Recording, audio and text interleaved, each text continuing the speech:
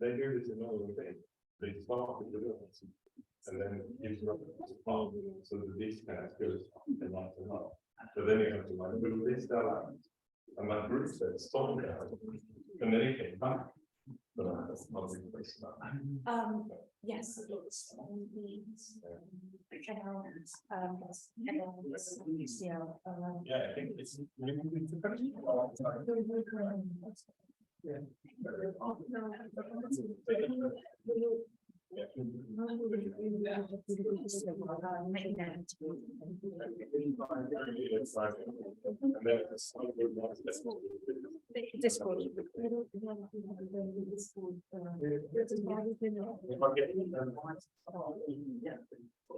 on the part two.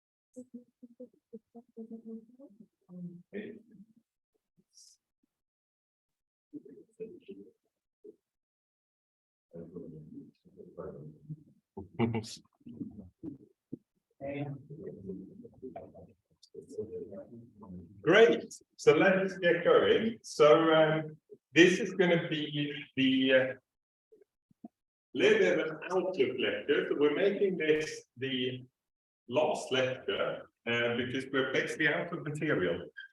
So we're everywhere where, well, from the previous lecture, really, where we wanted you to be. So what I'm going to do now is give a little bit of an outlook of things to think about when we move forward. And then we're going to talk a little bit about what's actually left of the course in terms of the practical stuff towards the end. But used to think about what we did last time to relate that to where we're coming up. We had this notion of where we wanted to say, I have some data which is represented in this way. This is the parameterization I've been given. We knew that the notion of visualization is really, really powerful. So let's imagine this is 200 dimensional instead. And now in this representation, there's all this empty space, right? So that makes this a really inefficient representation because it's basically going to be very hard to visualize if it's very high dimensional. So one thing that we could do, and we talked about, wouldn't it be much nicer if we could project this down, in this case is by a simple rotation, down to something where we have the dimensions ordered according to how much variations they have. And we looked at that from two different angles, right? We said the classic thing, which you've probably seen and heard about before, was to do PCA, which effectively diagonalizes a matrix, which is D by D. So it's an effect of the representation itself. So it finds the geometrical representation of that data where the covariance is diagonal, right? It's the whole thing. And then we said, there's another way of thinking about this problem, which is called multi-dimensional scaling, where you take an n by n matrix, where n is now the number of data points, and you diagonalize this. And in this case, you find a geometrical representation that somehow matches, according to this error function that we wrote up, a distance matrix. But the nice thing, as we said, is that if, well, first this, if you pick a Euclidean distance, these are exactly the same. There's no difference between them, and you will just be silly solving an n by n problem instead of a d by d, if you actually have the data. Now, the cool thing with this is you can non-linearize this using a non-linear distance measure. Then, what I'm going to try and unravel a little bit today is going more down this angle. We said that what we've effectively done so far when we thought about those methods was that we said, you've been given this data clearly has 2 degrees of freedom, but it's embedded in a 3-dimensional space. Now, could I extract the parameters of the variation from this? Well, we saw one way of thinking about the distance measure, a distance measure that lies along, that reflects this surface itself. We said that you could take a local distance measure and expand it. That's one way. And then we went to this. Okay, but there's another way of thinking about this problem, which might be more general, actually, is to say that this is the data that I've been given in a specific representation. But this data comes from these degrees of freedom, and there is some mapping, a generative mapping, F, that takes this and makes it to what I've seen. And then we can try and unravel that instead. Okay, so we said, if you think about this, and this becomes a little bit constrained simply because I've got this flat board to work with.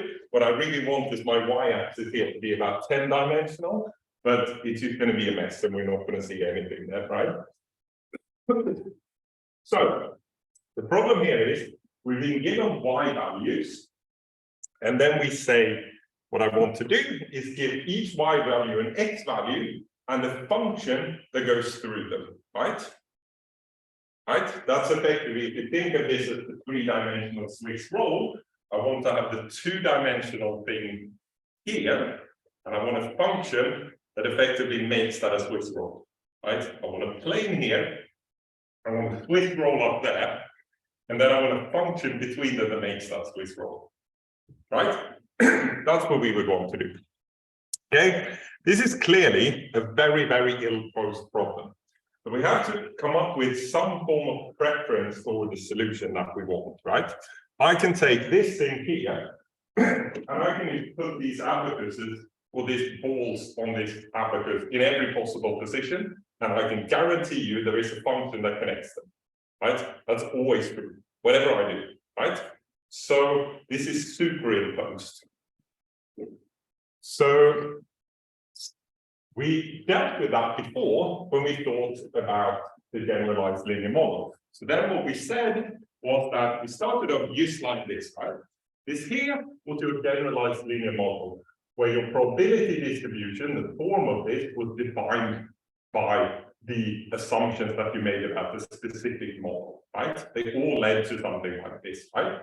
So that, if we stop thinking about that it's a P and it has this specific notation, it's just a function, right? It's just a peculiar function, but it's just a function that tells me, if you give me an X and if you give me a beta, I can give you a measure that says how likely, what I think data will look like under that. That's the only thing it does, right? Okay? And then we said, we can maximize, we can find our betas, so effectively find that function by maximizing this. Okay? And then we got to a position, and you try this as well in the lab, we'll say, but if I have a function here which has symmetries in it, or where it has things that I cannot determine, there's not one solution to this, right? When you added these two sine things, right, for example. So we got a way by that problem to say, okay, I'm going to add another term to this, which has nothing to do with the data at all, right? There's no y's in this. There's no x's in this. it's you said, what do I give me a set of betas, and I can tell you which ones I prefer, right? Which ones has a low or which one has a high value, right? So it encodes a preference towards that, and we encoded that, and we call this a regularization. We added this, and we could now make the problem well posed. Right? Now we had one solution that was much better than all the other combinations that we had before. So if we go back to this example, then there's another way of thinking about this. So we're going to try and get a little bit more principle around this. Now we have these two things. I have the line itself and the x itself, right? Or the function itself. I'm going to make one very strong assumption. I'm going to say that all functions that I'm looking for are lines. Okay? I'm going to say my model looks like this. And then I'm going to say, I'm going to place, rather than this distance measure that I have, I'm going to encode a preference towards specific lines by saying, by giving them a probability measure like this. I'm going to say that I think lines, the ones I like, have the most likely parameters are 0, and then I have some variance around that, right? So now, these here are lines that I like, right? They are quite flat, right? This thing here is going to be maximal when it's completely dead flat. Okay, so that would make my problem regularized in one way, because there's a very simple solution to this, is to make the line as flat as possible, is to push that point to minus infinity, that point to plus infinity, and I can make this as flat of a line as I want, right? Okay, 20 in my world is pretty much infinity, but that's, it's very big, at least, right? So now I can make a super, super flat line. So what I can then do as well, to kind of constrain this a little bit more, is that I can say, well, I don't like this. I want actually my solution to be somehow around, it should be a bit smaller, right? So what I can do then is I can encode again a preference towards x, the same thing here, the other thing that I wanted to find. I now say, actually, I want to find this such as I also like it to be centered around 0 with some values. So these here are x's that I like. If I would now merge, so the preference for this is this. Right? That's the best thing if it should be at 0, not at 5. Right? It should be really, really small. So what I could then do, if I wanted to solve this, is to just think about the distributions that I put in as your simple regularizer. In this case, each of these ones are functions of the things that I want to learn, right? In the previous case, we have a beta here, we have this thing here, and then we put one additional term on the beta, right? Now we have these things we want to find. These are the parameters of the solution if you want. We have the model here, be whatever we want. And then I added these two terms. But now I explain them in terms of probabilities instead. So no big deal, right? They're just functions that give you a high value if you like it, and a low value if you don't like it. All right, that's it, right? Cool. So if I would merge these and try and optimize something like the thing we had before, I will probably end up with something like this, right?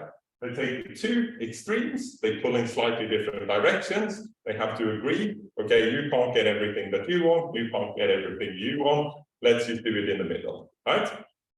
I want to have Chinese and I want to have Indian, let's go for pizza, right? That's effectively what happened. Yes?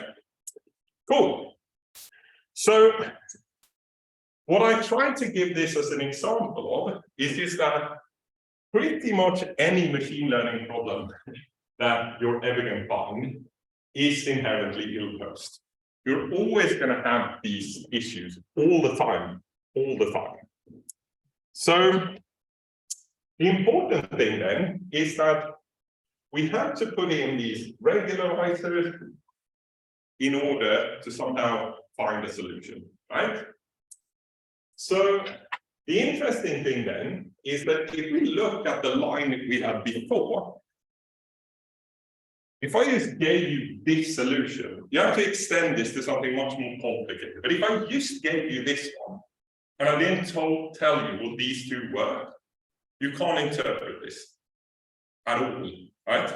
Because this thing here does not mean anything if I don't know these two, right?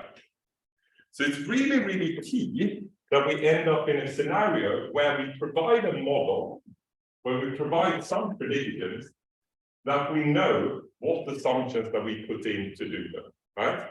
When you're doing PCA, when you're doing all these types of models that we do, we've been trying to be very clear, the GLM, all this stuff, of saying, I'm assuming this, therefore this happens, right? So all these models that we talked about have kind of been interpretable in that way. But there's always assumptions in them. And if you tried on the, well, we did that in the lab, where we tried several different models on the same problem, you could see how they gave completely differing results, right? That is because of these types of assumptions. So, our interpretations or predictions can only ever be interpreted in light of the knowledge that we put in. So what I'm going to try and talk about today is just a little bit, how can we incorporate knowledge in a more principled manner? So I'm going to try, and we've talked about this a lot, right? And what I'm going to try to talk about today is all about the address. But you still can't, the two first things, and I said this when I started my part of the course, when we did the statistical learning part, an enormous amount of knowledge have already been inputted when or used when you get to this stage. I'm just going to talk about this in terms of the algorithmical machine learning stuff, but don't forget the other things either, right? It's super important. Why did you choose to use this data? Why did you choose to do that with the data? Blah, blah, blah, blah. All those questions, lots of stuff have been done before, right? So now I'm just going to talk about the last bit. So let's take the motorcycle data set. So I had lots of interesting discussions yesterday during the lab about this data set, and it's really nice to see how you've done different things and thought about different ways of fitting this data set. So one of the things that a lot of you have done is to pick several different models. And you effectively put the threshold parameter somewhere here and said, there's really two things happening. You know that it's a motorcycle data set of some crash, and you know this is acceleration. So you're kind of thinking everything that happens here is before the actual event happens. So I'm going to model this as two things, before event and what happens during the event, right? Makes perfect sense. So now we've all put slightly different parameters of what that threshold should be, and that changes the rest of the model, right? Completely. So how can we deal with that? Here's like 3 different examples. I can go in and say, does this point here, is that part of the non-accelerated thing?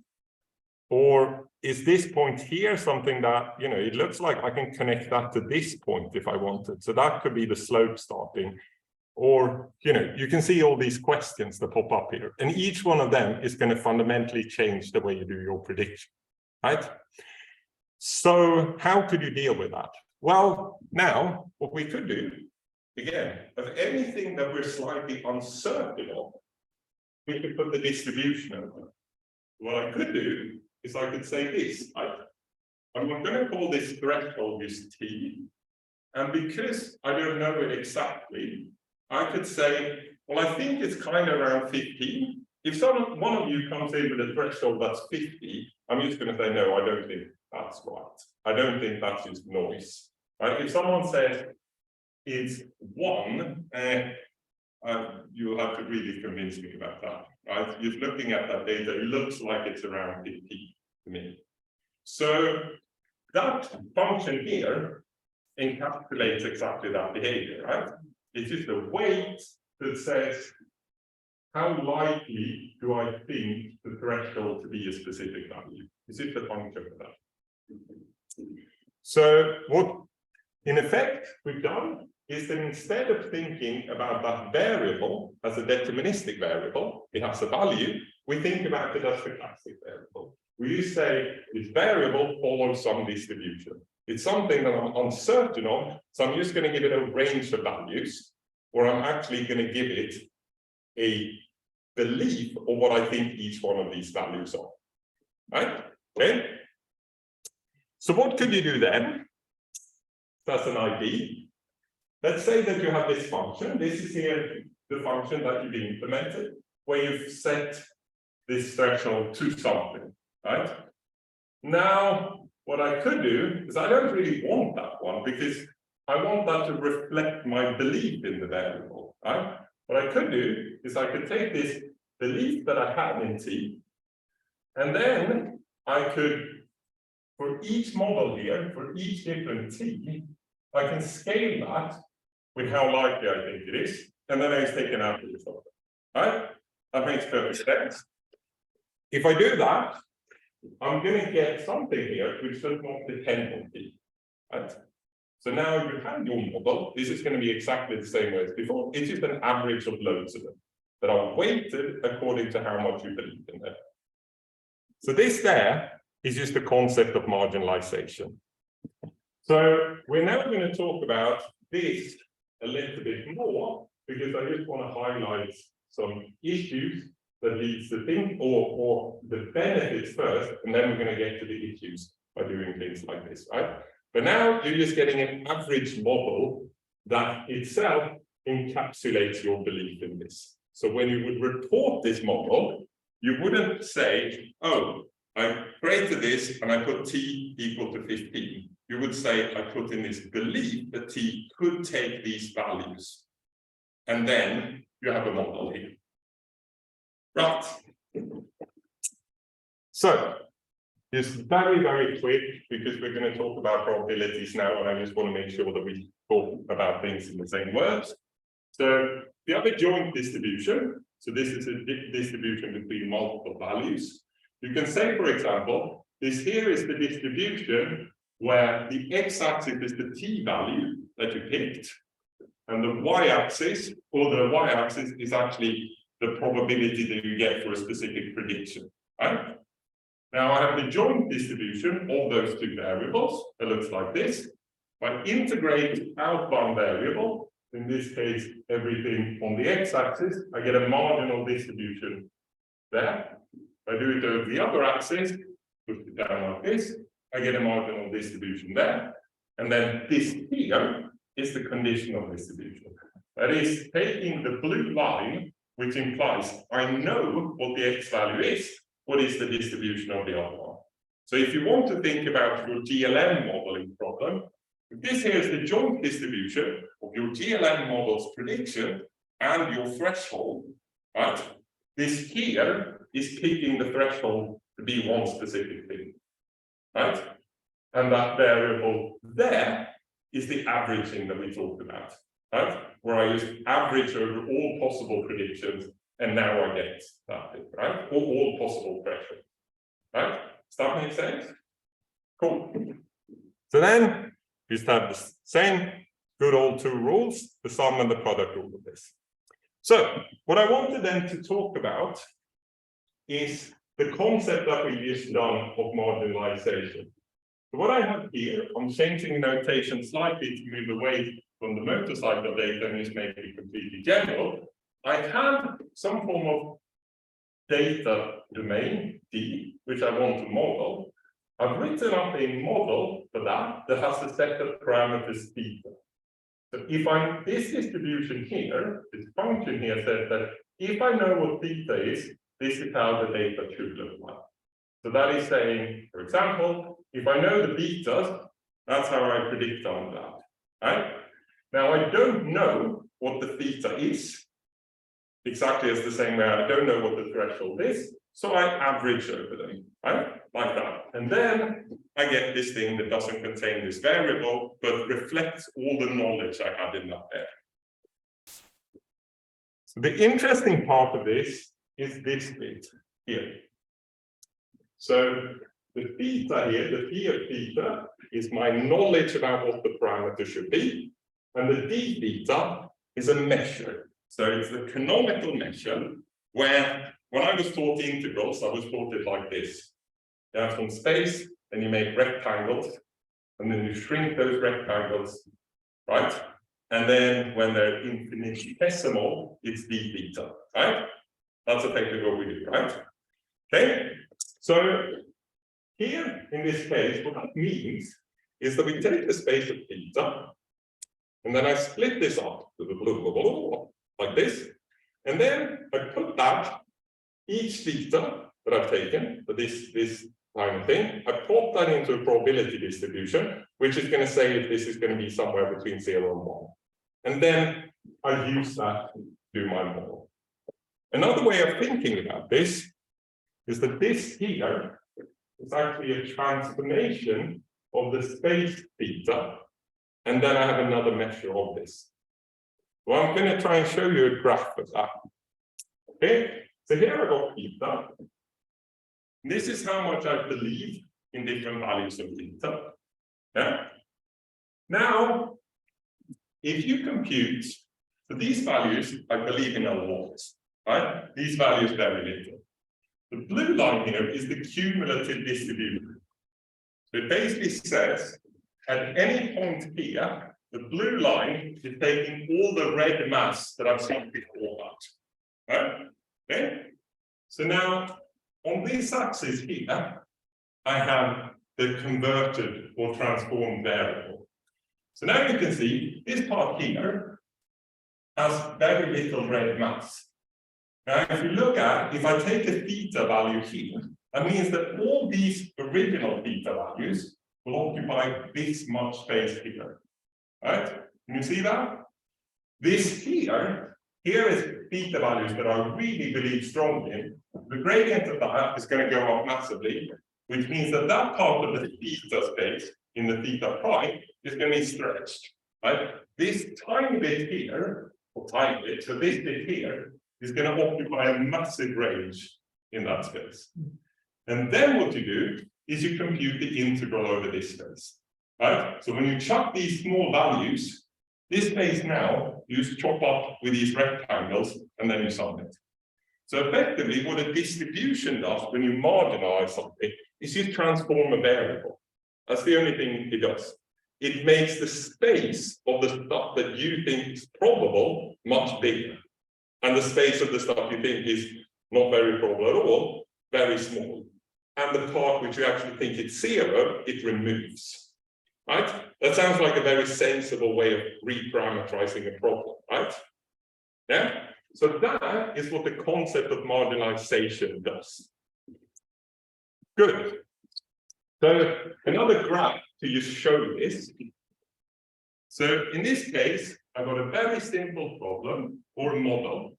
I have a line where the only parameter I have is the slope of this line. Right? So you can only vary up and down.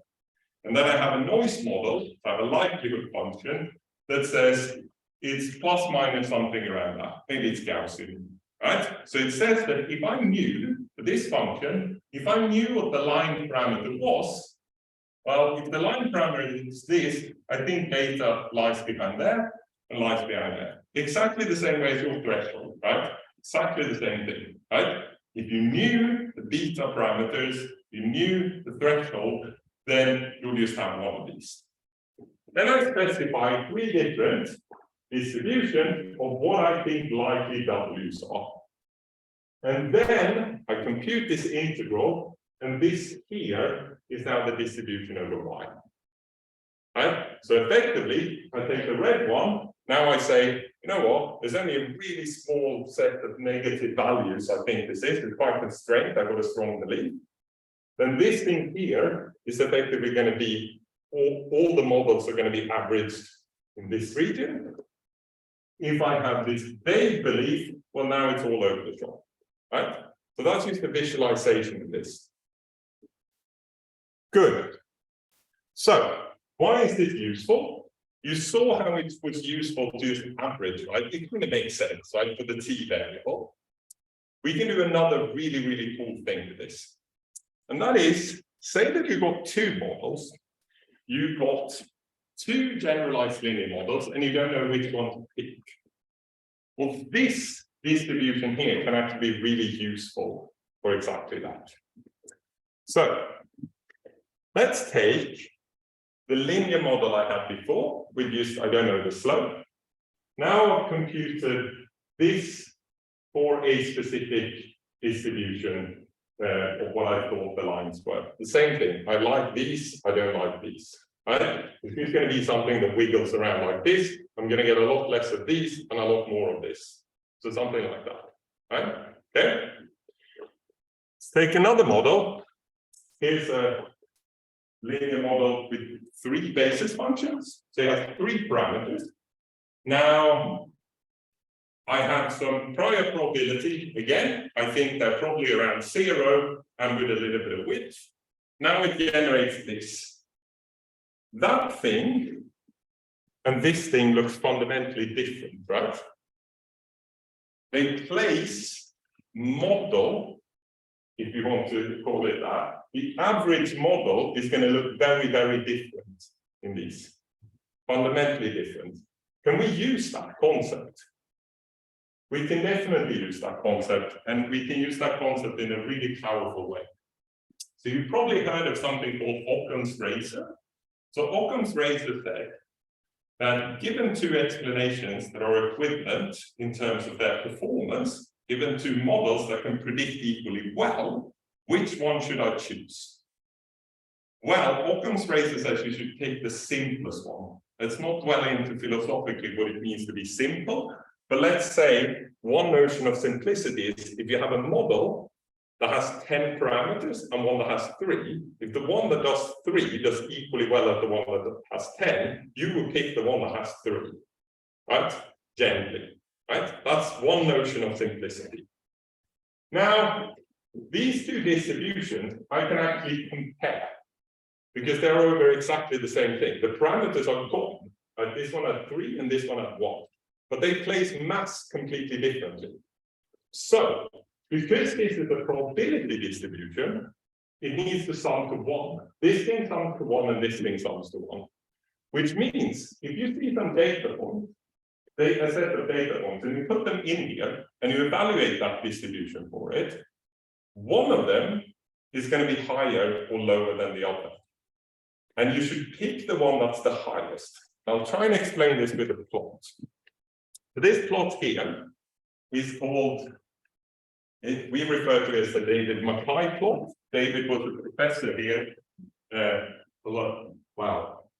He sadly passed away 5 years ago, but he was a professor in engineering or physics, actually, who was really important in the British machine learning circle. He has led to a lot of amazing work around here. And for those of you who are doing the AI for ER, he was very influential in starting that program. So what I'm going to try, what David tried to show in this plot is that say that I got data here. It's some one-dimensional data set in this case. I've enumerated possible data sets in this case. Then I got 3 models that I've computed the probability that we had before. I've integrated out all values. Now, one model models very few things, right? The Scion model. It models very few things, and because it models very few things, it has to be really good at them, right? Because machine learning is a zero-sum game, right? As I said. And because a probability has to integrate to 1, if it only puts it in very few places, it needs to actually be high in those places, right? Then you've got the orange model, which does loads of things. It can model loads of different data sets, right? So because of that, it also has to be low everywhere. So if I have, this is the data set that I see. These are for 3 different models. If I now evaluate this distribution, the one I should really be picking is the highest one. Because this model here, the magenta one, models the data and not that much more. So it's a less complicated model, right? Does this make sense? It's just the fact of distributions summing up to 1. Cool. So then I said that there were 2 rules for probability. There is only 2 rules for probability. Most people think it's 3, but there is only 2. There is this thing called base rule, which we'll use now to do something even more powerful.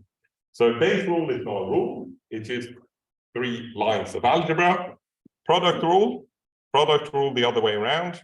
Equate the right-hand sides, divide by P of y. That's base rule. If you can get a rule named by yourself after doing that, we would all have mathematical formulas named after each ourselves. We have so far looked at this element. So if I write it as the sum rule, we've only looked at this element. We looked at the concept of integrating stuff out and why that is really, really useful when you make decisions. Now, if we look at the other point, because we've computed that denominator in this case, that what happens when you integrate something out, we can now actually use this in base rule. And now, if we add some semantics, and this is where base rule starts becoming interesting, is that we think about the orange term, the things that says, if I know the parameters, how will the data look like? What's actually my model, right? We specify this. We talked about the thing, what is my belief over the parameters of the models to get a preference towards specific solutions? That's just our private. Then this, the thing which we call when we integrated stuff out, it's usually referred to as the evidence. But by putting these things together, we can now get a stereo distribution. And that is then something really, really powerful. So this says, what is the probability for different parameter settings given a set of data? So that is saying I have an initial belief, which is my prior. This is what I believe or know now before I saw data about the parameters. Through this just mechanical computation, I can get to an updated belief over what I think the parameters are. So, when we started off this lecture was this. I said, well, we've done this kind of ad hoc regularization. And the reason why I call it ad hoc is that specifically in the GLM example, we have this alpha parameters to set. How much should one of these be? And you probably got different results for saying how big should the regularizer be. And then what you ended up with in the end was just what we call a point estimate.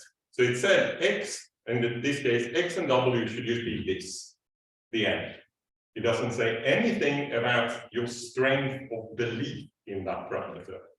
If you do base rule, we would actually get that, right? We would actually be able to quantify what is the probability for different parameter settings. And that's a much, much more powerful statement. So why didn't we start off there? Well, the reason why we didn't start off there can be summarized by this image that we started off with before. Integration, which was the process that we looked at, is really, really hard. So here is an example of what that thing would do. So say that I have a prior belief in a set of functions. So trust me, I can actually have that. So I have some notion here that each one of these functions I can evaluate a probability measure for and get a value between 0 and 1. Okay, so this is what I initially believed.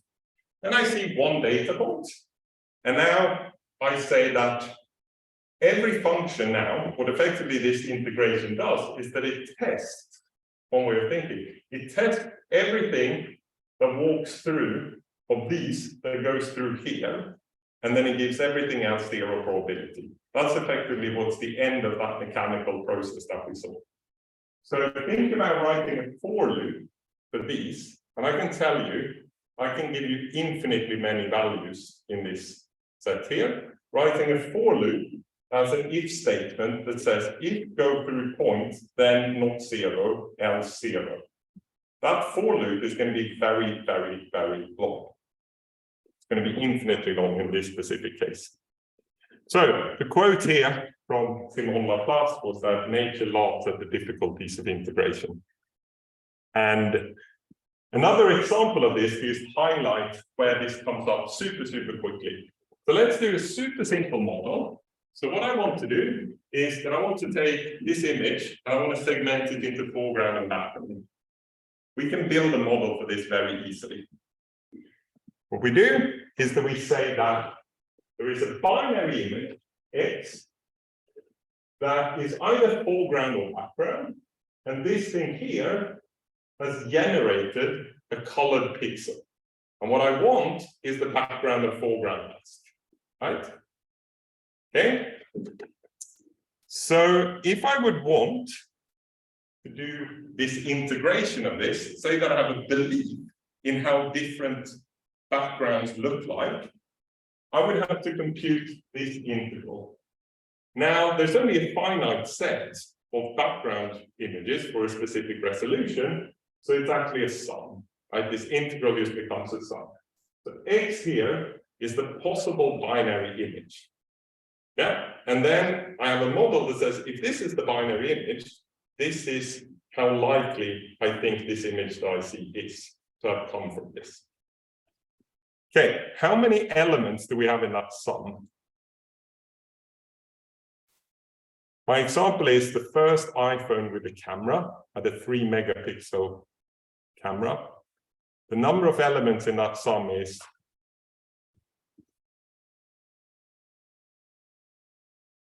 that many.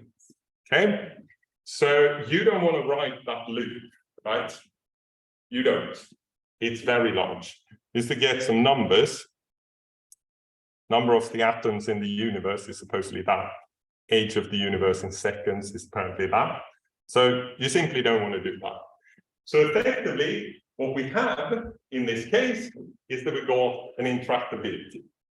So now there's different types of intractabilities. This is computational intractability. The things I showed before is that there's mathematical or analytical intractabilities where you simply can't compute these integrals.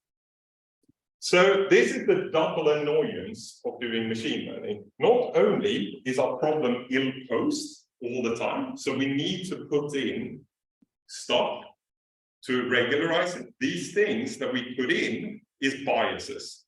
If they're good biases, great. If they're bad biases, really bad, right?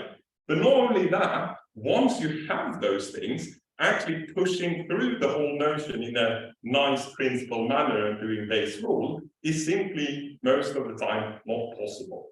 This is really, really annoying. So why am I talking about this? Well, you've seen stuff like this, right? You've seen this image. Have everyone seen this image? No. So this image, hopefully, has never been taken, right? This is an image that's completely artificially generated by Google's Imagine software, right? It's a corgi and house of sushi. Now, it's really impressive in one way. Now, when I see that, and I've heard people giving talks on this, we know now from the statistical learning theory we looked at in the beginning, we looked at the no-free lunch, the only way you can generate that image is by making lots and lots and lots and lots and lots of assumptions, right? If anyone that you ask at Google about this, so what is this, what have you learned about images? What is that? They have no idea, right? They can't say this because they don't know, right? It's an algorithmical thing and lots of data that has led to this. It's super cool for that, but this thing could also become incredibly dangerous if you think in the data science loop that we talked about. Right? Because effectively, what we've tried to talk about the whole time is that data science is this loop of things, right? You make stuff in your access state, you make stuff in the access state, you create some machine learning method, you get some prediction, you then want to go back to the people that have domain expertise and you want to loop this around. You want to tell them what you've learned. That image in the previous slide, they can't say anything of this. It's the end here, right? It's a really cool end, but it could be really dangerous if this had to do with something critical and not generating funny images, right? So, use what Neil said, you need to put machine learning in the context of data and of humans. Right? And if we don't know the assumptions that we put in, if we don't make them valid, we remove that completely. Right? And that is why when you see machine learning techniques, and now, as I said, when I looked at the courses that are available, you can study an enormous amount of this, always come back to these questions, right? If they work, they make an assumption. You need to, in order to understand the result, to communicate them, you need to understand that assumption. If you don't do that, we're stuck, right? Cool. So, with that, that's effectively then what I think I showed you this plot of saying the growth of machine learning and how possibly initially, at least Neil told this story, at least to me, but then was saying that in the beginning, I tried to convince everyone to do machine learning. Then it got to a point where I said, actually, can you please stop? Like, don't do this, right? And now that's somewhere where we are now, where we're trying you to stop and think about doing things before. Right? Don't just throw these amazing algorithms because it kills your loop, it kills your interpretability, right? So what I'm going to do now is that I'm going to skip this example and just have a little bit of a wrap up and a summary of the things that I tried to hint at today. So machine learning problems are inherently ill-posed, right? Super important. So you need to introduce knowledge and assumptions to get anywhere. The result can only be interpreted in the light of the knowledge and the assumptions that you put in. So if you don't know them, you're stuck, right? And you want to be in a loop where you can talk to the domain experts and so forth. So use methods that you can explain as you need to communicate, right? That's the key thing. So we got a couple of minutes left.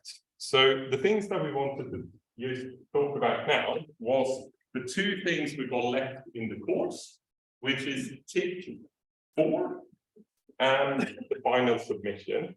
So what we want to do for the final tick is simply that you now work on your project, and we've set quite a few things regarding the project that we want it to be a flexible loop that you can adapt to, right?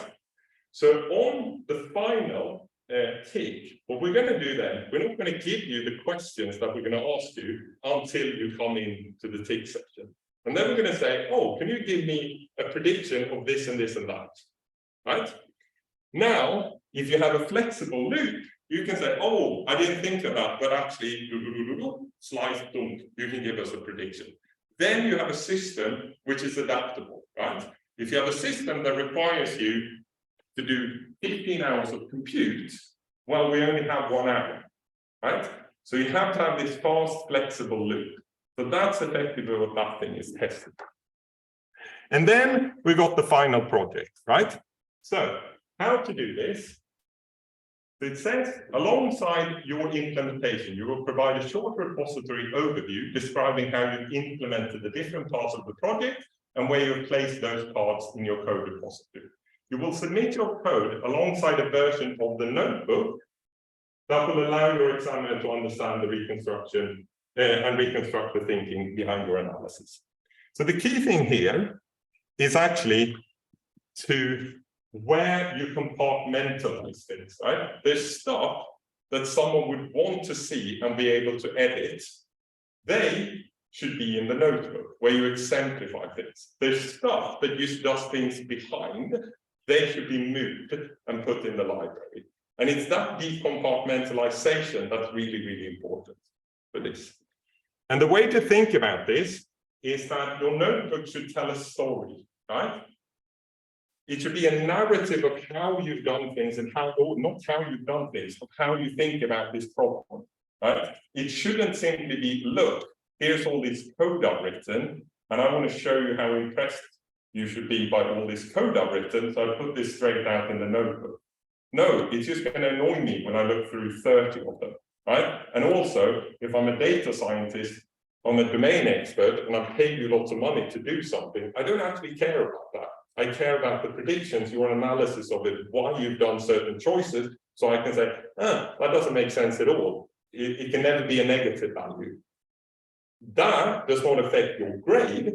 That affects me that does the other way around. It might affect your grade positively, because now you allowed me to give you information that you didn't have. Oh, the value should always be positive. Oh, cool, you can fix that. If that was hidden somewhere in lots of stuff, then I couldn't have gotten that information and therefore not communicated. So maybe then, what are we not looking for? So lack of narrative, spaghetti code, encapsulate and clean up your code. It's not a one-way street, right? You're going to loop over this back and forth several times. The perfect prediction. I don't even know what this means. So if I don't know what this means, I don't know how you're going to try and aim for this either, right? So don't spend too much time thinking about the most complicated, clever models. If you see how we've set the parts of the tick, or the parts of the assessment, it's only, that is 5 as well as the other 2 parts, right? So be a bit balanced on this. It's very easy to just move on and try and come up with the most clever model for this. So second thing about is just follow on, just please don't come up with super more advanced models for doing this, right? We have the GLM models, you have a set of things around that, use those types of models. It's more than 5, right?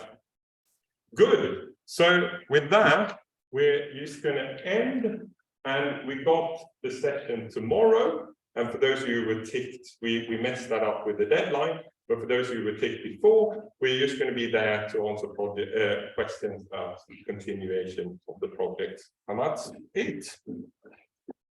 Cool. I'm going to stop sharing. If Neil had anything to say. Thank you. Do we have any questions?